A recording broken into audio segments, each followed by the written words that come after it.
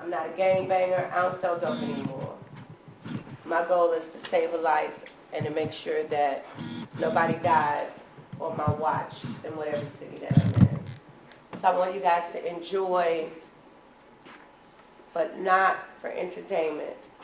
I want you guys to enjoy and put yourselves in the role of, if you all haven't crossed that line, because there's never a point of no return. We always can come back. The story of redemption is amazing. So when you look at the documentary and you see and you put yourselves, which I know you will, put yourselves in each and this is a documentary. This is not skit, written. This is my life that I allowed these dudes to be a part of for a whole year. And I'm going to be here. I'm not leaving. I'm staying. We're doing this together all day. Oh, that's it.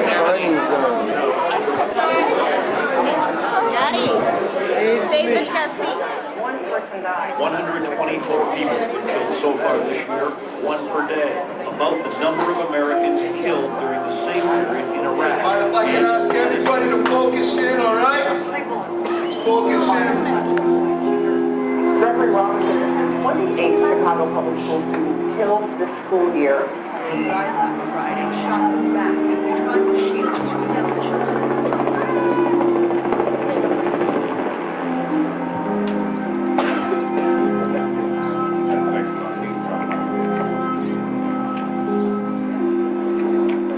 13-year-olds are walking around with bulletproof vests on up under their clothes.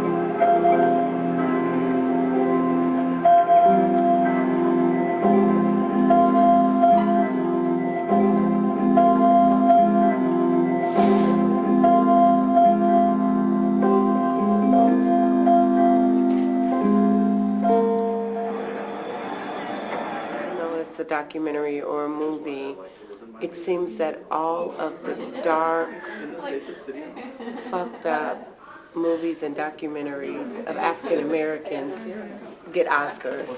Halle Berry, very talented, but she got an Oscar out of everything that she's done for Monsters Ball. That's true.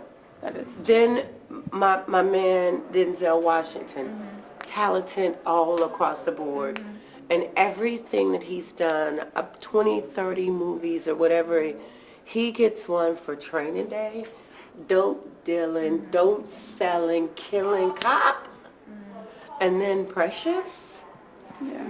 You know, so I'm not saying that the directors were not talented and it wasn't a thought process of reasoning behind it, but we had to look at it. And so after we got snubbed, they changed the rules and laws about it a little bit, but I wish we could have still got the Oscar. Yeah. But yeah, but it... That would have been awesome. Yeah, yeah. But it's been amazing. I've had an opportunity to go Bergen, Norway, and Has this been translated? Stockholm. Yes, in Africa. So, and then it showed in Istanbul. So I was fluently Arabic. You know, I'm not. I have a lot of Ebonics into my Arabic. So my kids can understand what I'm saying to them, and then I got girlfriends that can understand because we Ebonically speak Arabic. Yeah. But yeah, it's been translated in South Africa, Tanzania. It's been in Istanbul. Al Jazeera picked it up. And it really resonates Iraq. with those communities abroad too. It does, and it really like resonates with those communities abroad Yeah, too. we really, you know what? We got because of the documentary, we got a few visitors from Africa and Iraq, and wanting to model our site and wanting me to come by and you know, because it's a lot, just like on the streets, it's, even though they look at it as games, we're tribal culture issues, just like if it was over stories in different across- countries. So it's been amazing. It has. Please take one per person. We didn't expect so many people, so we want to make sure everybody gets to eat. And then we'll have an opportunity to talk to Ameena and continue on the program.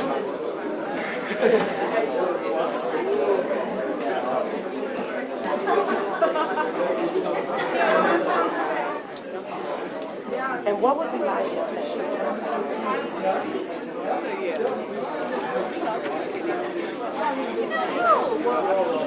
He did do. Okay.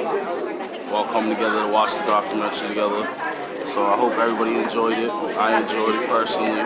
I was going to school at CD Rec, but I graduated, got my GED, and now I work for them. So just like me, I went through that, a lot of that stuff too, changed my life around. So people out there that see this, they can do it too. If I can do it, you can do it too. So they're really helping a lot of people. So sometimes it's hard. Hopefully the crime rate goes down.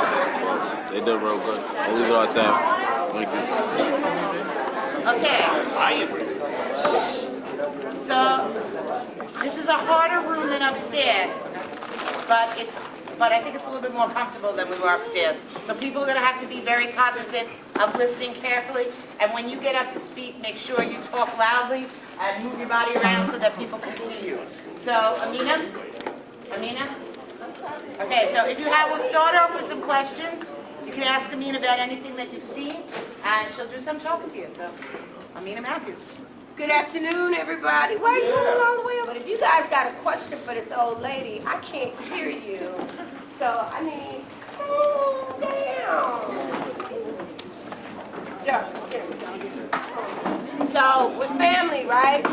After you all saw all that stuff about Ameena, we still family? Yeah. Y'all ain't judging? Y'all ain't judging me, are you?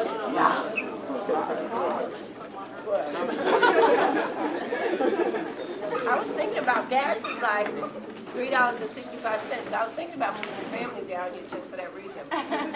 Because the Chicago gas is $4 a gallon. So, look, as you guys saw the documentary, if you got any questions, either talk loud or come over here to the microphone. So as you all get your questions together, and like I said, there's no stupid questions. Stand up and say it nice and loud so I can hear you. Yeah, the chart was showing that the crime level was up. Can y'all hear him?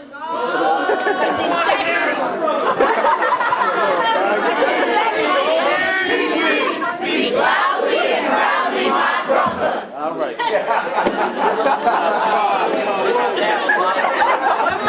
One mic. The chart was saying that it was showing like out of the years, like the violence. I was just asking if it came down since 2010. You know what? Recess! Just the malediction that I have. This is my loud up and out. Back then, so you guys got to understand, when we look at the violence in Chicago, yes, I'll answer your question. Yes, the violence has come down. But then when you're looking at the news, it's saying, no, it hasn't, right? So, in the area that I work in, it's like 15 beats. So, for those that have been to Chicago, 15 beats can consist of 15 blocks north and south, 15 blocks north and south, and maybe 15 blocks east and west. That's one beat. And then so on, so forth, and so on. And that beat, that area may be called Inglewood. So out of the area where we saw the fight, where I work in Inglewood and Woodlawn, there's 15 beats in those. So in an area of Inglewood where there's 15 beats, me, and 2 or 3 other violence interrupters are in 3 beats. So we're only penetrating for the math. I'm not smarter than a 5th grader, so that's what, a third? We're penetrating a third of 100% of, that's nothing. Because just like here, what's the town that begins with a B? Brockton? Brockton. Bockham? Brockton? Brockton. Some stuff can happen in Brockton, right? At a Brockton school system, right? But you got family that lives here in this community, or even in New Bedford. Things circulate really quick because of social media, because who we know and everything. How many conflicts have you all ever heard about that somebody is into it with somebody and they're not even in this area, they're in a surrounding area, but it affects this area? A lot, right? Right? My sisters, we don't like this girl because she talking to dude and he's staying in that area, you know? So that's what happens in the city of Chicago. I'm in 3 beats, and the 3 beats that I'm in, the violence is down. When you heard in the news that C-Spire got a contract with the city, people went haywire. They working for the police. See, I knew that they was. That's not. That means that we got a contract with the garbage collectors, with the postal service. We got a contract with the city. The mayor did that for a year. Did he do it because he wanted to do it, or did he do it because other mayors, such as you guys as mayor, and New York and Jersey's mayor, and Baltimore and Boston's mayor, was asking about how is the mayor looking at you guys? And he wasn't calling and saying, you know, but he and I are cool. We jam. But he gave us $50,000 for Woodlawn, 500,000, guys, 500,000 for Woodlawn, North Woodlawn, that's over by the Humble Park area. And then he gave us $500,000 because they said it was $1 million, so they thought that it was $1 million per area, but it wasn't. We had to chop that money up on a community. That $500,000, when we're in the nonprofit world, we all know that that's no money at all. So $500,000 went to North Lawndale, and $500,000 went to Woodlawn. I brought the violence down, not just me. I'm not by myself. I have a team that I love dearly. I have an Islamic team, as you all see, that supports me, and that's what you guys have here. But I got it down to 85%, where it was a homicide, 7 to 10 a night. So 85% is damn good. Until we had that little baby, it was 100. Until we had that little 6-month-old baby. They got shot in the car where her daddy was at. And then from that shooting, we had 3 homicides from that. So the violence, yes, is down in the areas that we work. That's why I said last night, for those that were not there, that as a community, as a young, strong community, that each and every one of you guys are going to be going to college pretty soon. And we need your mouthpiece to go to the state reps and your legislatures and say what is needed, such as programs that you're going to, because you're going to be finished with this soon. But it's going to be other brothers and sisters that's going to need this, right? So you guys need to use your mouth and say, this is what we need. We need programs that work, such as the ones that we have been in for the last couple of months. Next question. Yes, ma'am. As a woman with her own children, her own husband, how do you find the balance between your personal life and not even your other life, it is your life, what you're doing, the work that you do on the streets, and how much do you involve your immediate family and network. Who was sitting at the table with me just a moment ago for lunch? And I thought I was going to be able to talk to you guys, but the phone started ringing and I had to deal with personal. One of the reasons why I didn't want to do the documentary, I'm a very private person. When it's time for me and when it's time for family, I do stop and I do take care of my children. Rather lock up my brother, my sister, my daddy, my cousin, instead of giving them an education.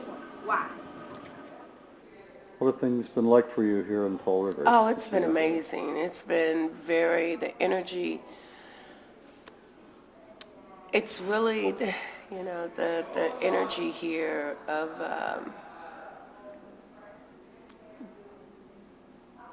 hope is the same as, when I'm in Chicago, when I'm on my blocks where typically the law and the legislatures and have just written off the communities and our youth. And, here it's amazing.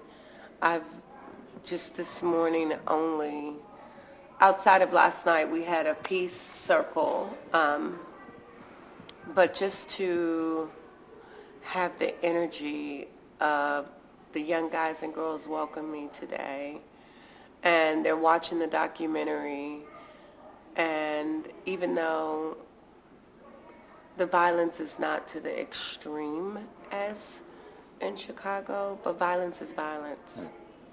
May it be verbal, may it be emotional. It ends up, if it's physical and verbal, it ends up the same, and it's always psychological trauma. So I think it's amazing programs that's coming together to help the generation of future. What do you think we can do here to make the road easier for Oh people? man, you all are doing it. Someone was asking me about the Boys and Girls Clubs in Chicago. We have in Chicago one, and that's the Michael Jordan Boys and Girls Club, and that's all the way on the west side. And guys and girls are afraid to go all the way over there, if just not for a tour. But because you're not in that area, you can't get serviced anyway because you don't have the zip code that it's supposed to be funded to serve the youth. So you guys have things in place to really actually, you all have opened the door. And for a young guy and girl to walk through it, it's their choice.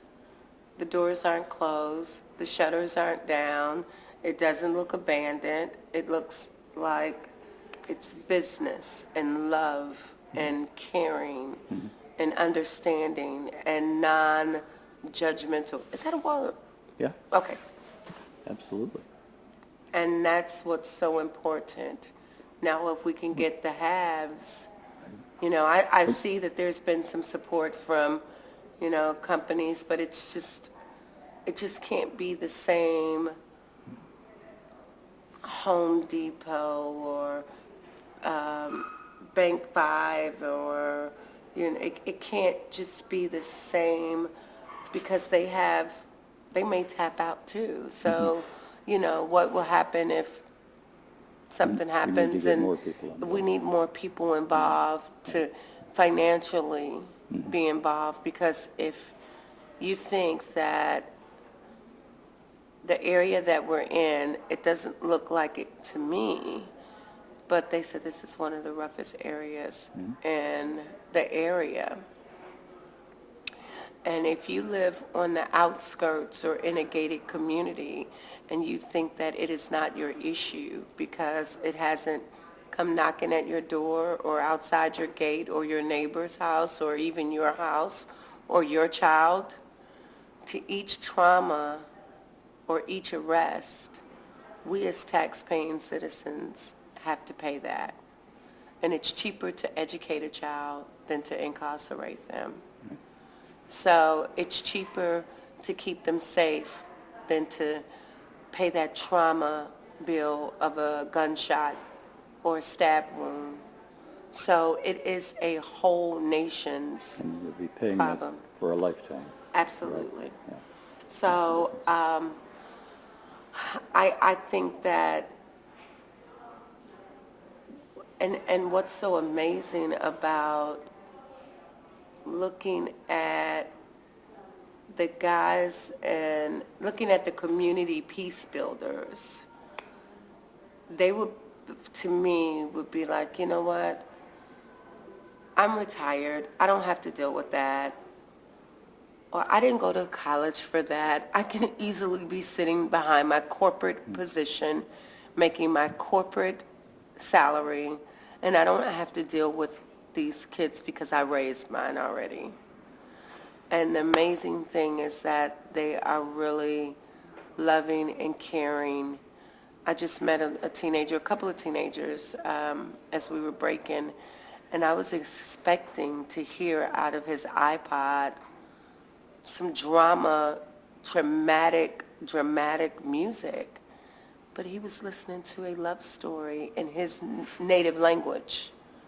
And even though I did not know what the translation, I can feel it because the singer, the artist enunciated the passion that I'm not giving up on love and I'm not giving up on who I love and I'm going to continue to do this. And that's what saved my life, music and the enunciation of hope and love and, you know, and just because we're broken, that doesn't mean that we have to stay broken. So it's just amazing. It's a beautiful day today. We got some snow yesterday, and it's a different kind of snow than Midwest, but it's